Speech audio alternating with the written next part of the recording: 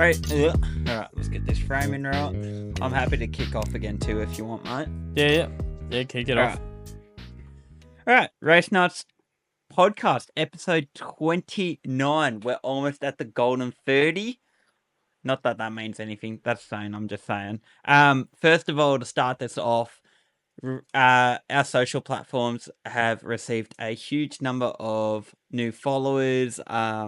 First of all, we just want to say thank you for all our new follows and also all the people who have stuck with us since we started doing this almost just shy of 2 years ago to the day.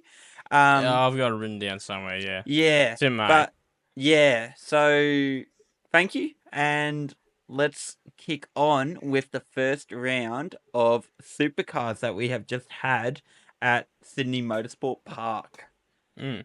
So we'll kick off with the results from race 1. We're gonna keep this short and sweet. Just go through some results here. Cam Waters wins with fastest lap from Chaz Mostert and Thomas Randall. I don't think it's worth going through the whole list, but we'll just go for the top 3. Yep. The big race that everyone was talking about over the weekend was, of course, Saturday, which saw Cam chasing down Feeney after a late spin and redress by Waters, chasing him down on the final straight, using side draft to overtake him within just meters of the start-finish straight for a finishing gap of 0.390. With Will Brown in the mix of all that too. And we did do a quick number before of the length that Cameron Waters had to do that. It was 560 meters from the last turn to the start-finish line, just for reference, for if anyone thinks about that scene more, I guess.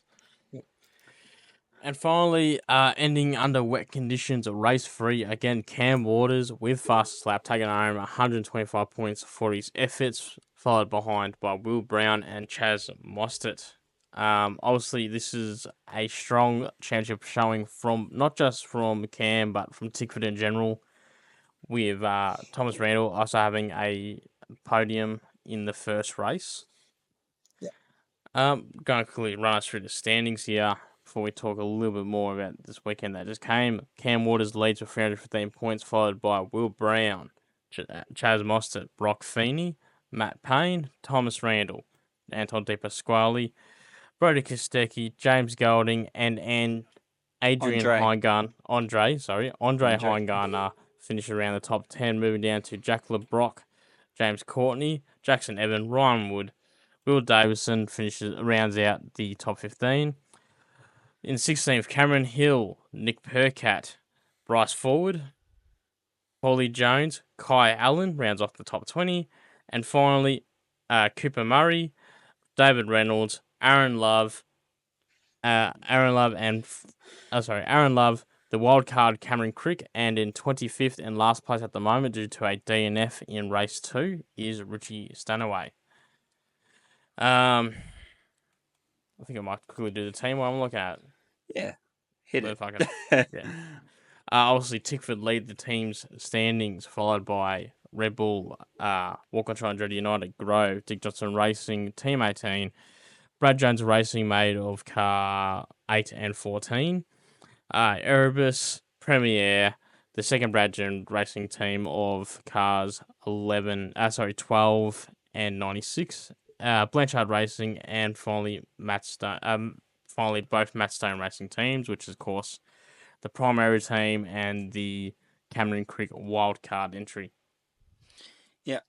Just to round out this weekend as well, on Monday, we have traditionally, and it always has been, especially at Sydney Motorsport Park, we have ride days for sponsors, far and wide. Because they're at a permanent track, it's easy to do. First round, it builds the hype for the season. We actually had the Car 6 had an engine failure late morning on the Monday. So that was something that I found. This article was from Speed Cafe, written by Stefan B. I'm not even going to try to pronounce his last name. Is it Stefan Barfema? Yeah, that one. I know how to say his name too. I know how to say him again. Stefan Bartholomeus. Yeah. So apparently it is recorded that the Tickford drivers were told to take it easy on the ride day. I imagine that's not too uncommon out of all the garages to just take Well, it breezy. it No need to it's have a yeah. problems. So it's a big. I know for a fact it's a big kick in the ass if you drop it during a ride day because there's no Yeah, marshals, there's no officials. Obviously, you got people in the cars as passengers. So I know that for yeah. a fact that's a big kick in the ass to have an off on one of the ride Yeah. days. Yeah, it just makes a mess of it. And we actually had when this happened in the number 6, we actually had Frosty having a drive of it. Yep. So poor bugger got fucking outed by an engine failure. There was mention in the article of a component that failed last year at some point, and apparently out news from the Tickford garage is that this is a new component that they haven't seen have strain or failure before. So we don't know exactly what it is, but it's something different, unknown. Hmm. So that's just to round up that little bit of the Monster Mustang. So yeah, they'll be having an engine rebuild or rebuild, probably full engine rebuild just to make sure. And apparently Frosty did turn it off before it became terminal. While we're here at Sydney, let's look through some of the Super 2 results. Leading out race 1 of the Super 2 Championship is Cameron McLeod, followed by Job Stewart and Ryan Gray. Yeah. Flip over to race 2 results once your laptop wants to get going here. I do know Race 2. Cameron McLeod did have a very strong outing. Mm. That much I do know. Yeah. Race 2 won by Jordan Sinney, followed by Brad Vaughan and Ben Gomensall. Gomasol, I think it Gomasol. is. Yeah, it Gomasol. is. Yeah. So I don't have it in front of me, so I'm just going to do it by memory from the roundup last night. So the Super 2 standings off the top of my head is Jordan Sinney, Cameron McLeod, and Ben Gomasol round off the top 3 in points for that championship. In Porsche Carrera Cup, we saw Harry Jones, who will be co-driving with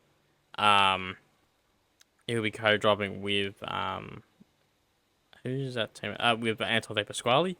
Yep. He swept all 3 Porsche Carrera races. Of course, he is the reigning champion of that category from last year. With Dylan O'Keefe also featuring on the podium in all 3 races. Trying to remember who came second, but I can't. So stuff it. I don't have it in front of That's right. You can't win them all. me. No, you cannot. Um.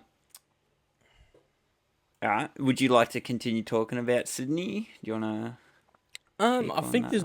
it's hard to go past the sheer domination of Cam Waters here.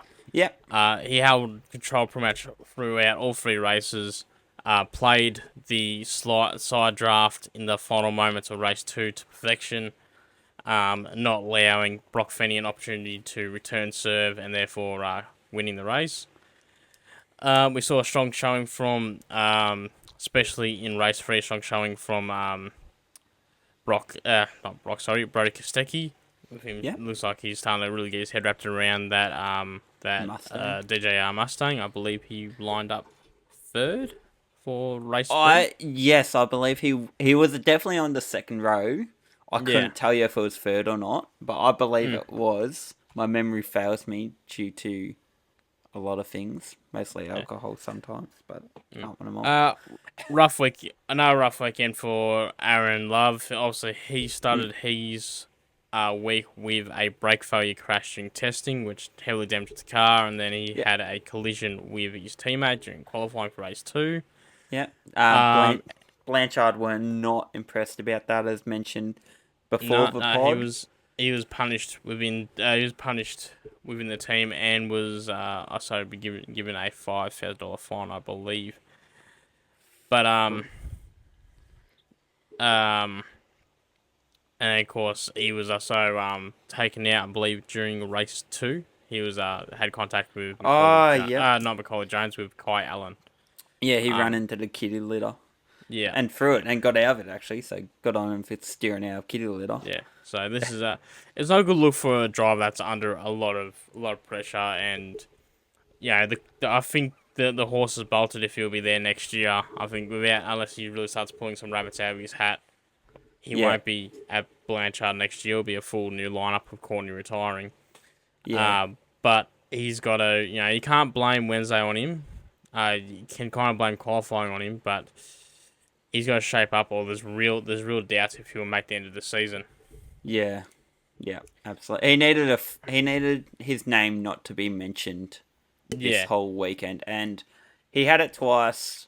First, obviously, as mentioned, the brake failure, not his fault, but his name is still tagged to it because it was his car. But, it was good to see him recover from that. But the incident with Courtney, yes, the peripheral vision is known to suck in these Gen 3 cars.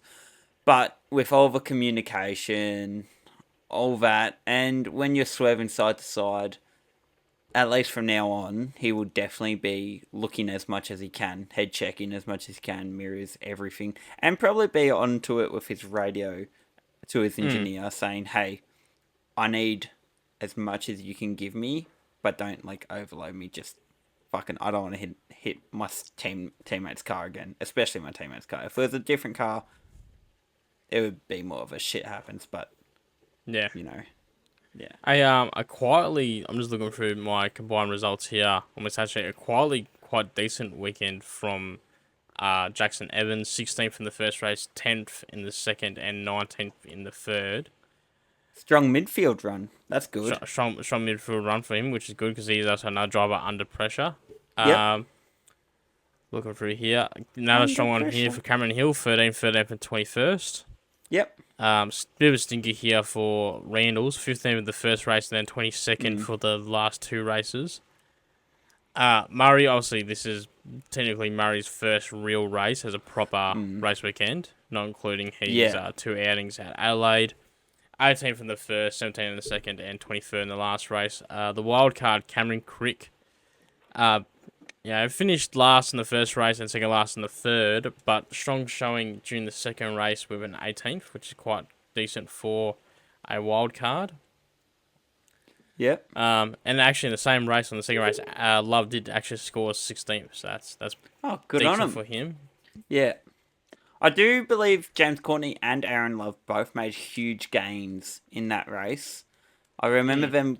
I think Aaron got up 8 and Courtney maybe 11 positions. Yeah, well, this was the race where Davison had...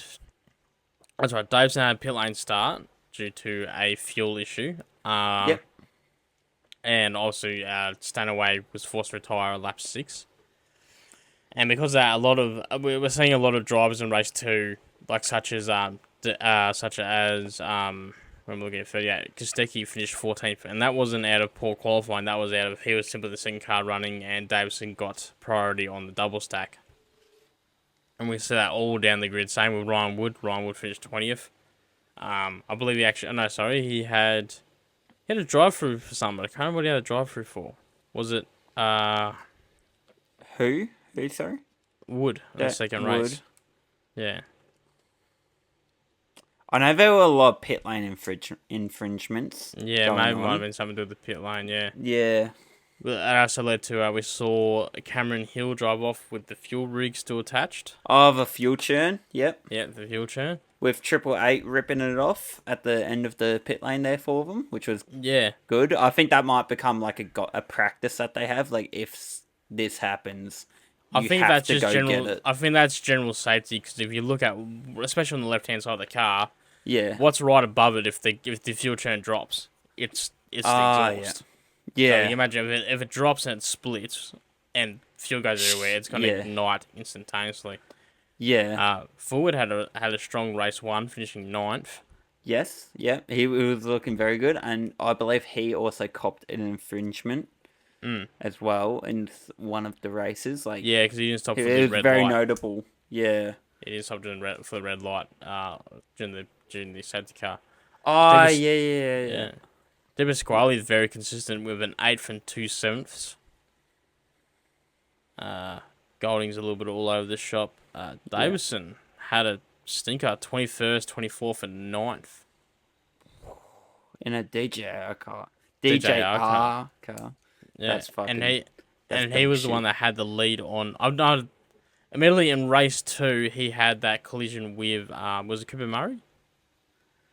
with that turn I in. think so. Yes, Yes. correct. Yeah, Cooper Yep. dived too hard on the apex.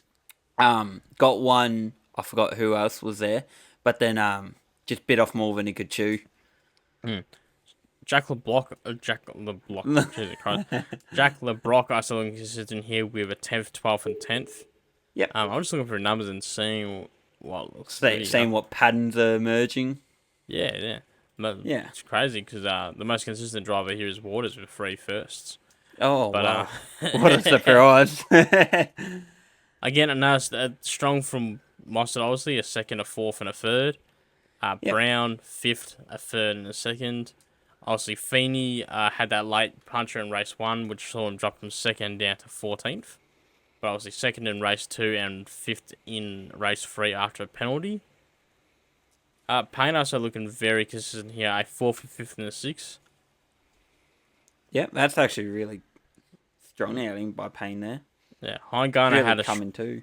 Heingarner had a strong race 1 and 2 with a 7th and 8th, but dropped to 16th in the third race. Stanaway had a shocker, a third, a DNF, and a 17th. Jones is where you sort of expect him to be, 20th, 15th, and 18th. Yeah. Where's Deepa Scully? If I got problem, oh yeah, I already spoke about Deepa Scully. Yeah, that's what I say. Courtney really caught it 17th, 11th, and 12th. So Courtney is not as high as what he could be. Golding had a shocker the first one, but brought it back from a 9th and 8th in the last 2 races. Mm. Yeah, no, with a full clean sweep from Waters leaving Sydney, obviously that's 3 poles, 3 fastest lap, and three victories, which sees him leaving with the maximum amount of points of 315 points for the round, leading towards the Australian Grand Prix. Beautiful. I have some notes here for a preview if you'd like to get into that, just with what we're doing for the next week. And I've also got a couple bits of news that it will just be quickly touched on if you'd like to get into that. Yeah, okay, bring it up. All right. So, first of all, we'll start with just a preview. I've just got this one event. This weekend, we are headed to Winton for Saturday morning to meet up with LTM, Let's Talk Motorsport. They are another podcast based out of Adelaide. The boys are based in Adelaide, out of Auto Sport Slipstream or same. I can't. I read it every other day, but it's not coming to me right now. But yes, they are running a hypercar, and they've just invited us to come have a yarn with them, come shake hands and meet them. I also took note when looking at the Winton calendar. On that Saturday, they'll be having an all-American car show there as well. So it's kind of a 2-for-1 operation. But I imagine that would be on the skid pad, so we'll see some Chevys, Mustangs, whatever. I guess that's the only American. Oh, Rams probably. I don't know. Probably more classics cars. So that's a bit of a preview into this weekend. I look forward to going back to Winton as it is a great racetrack to watch over, and recently cut some sim laps on it just with fucking around, and it's fun to say the least. And turn 1, 2, 3, 4, 5, 6. I think it would be that big like sweeping left-hander. I think that would count as 2 turns. That is a very tricky turn, so I'm now going to appreciate watching people go around that turn a bit more because it's kind of like a double apexy kind of thing. It feels like, at least. But cracking on to some news, I was just running through Speed Cafe before because Dan and I unfortunately don't live at racetracks, so we can't be there when news is happening and all that. We kind of have to piggyback a little, but we like to get it out. We like to talk about it. And I picked up that Marcus Ambrose's NASCAR. I believe it's a Ford Fusion. It was tested today or yesterday. I'm not sure exactly. It was today, At Today, Queensland Tuesday. Raceway. Yeah, by Warren Luff. So, and apparently it's got a so the car driven by Marcus. won at Watkins Glen in 2011 and 2012. In 2023, so I don't know where it was sitting in the meantime, it was shipped across into Australia by a private collector, and today was the first time it was driven in Australia at all. So that's pretty cool just to see that. And it has a public debut in March. I'm not sure what event that debuts at. It could be the Australian Grand Prix. I highly doubt it. I imagine it would be something more local to Queensland. I didn't find any information. So there's a TA2 around that point, around that date. Yeah, so it very well could be cutting a few laps there and, getting the crowd about it and all that. That article covering that was just written by Speed Cafe. They didn't have a name to go to it. Yep. And then my other bit of news was the Monster Mustang engine failure, which we already covered, I believe. Yep. So that is what I've pulled out on my page of notes. I think bit of co-driver news to wrap us up here. So we said last week that Lee Holdsworth and Harry Jones are going to co-drive at Team 18. We now know who they're paired with. So Lee Holdsworth will be paired with David Reynolds, and Harry Jones will be paired with Anton De Pasquale. Oh, beautiful. There we go. All right. Well, I think keeping it short and sweet here tonight, Dan. Yeah, we'll just get it around quickly. So yeah. We'll see you next week, mate. All right. Well, see you, mate. Thank you for listening.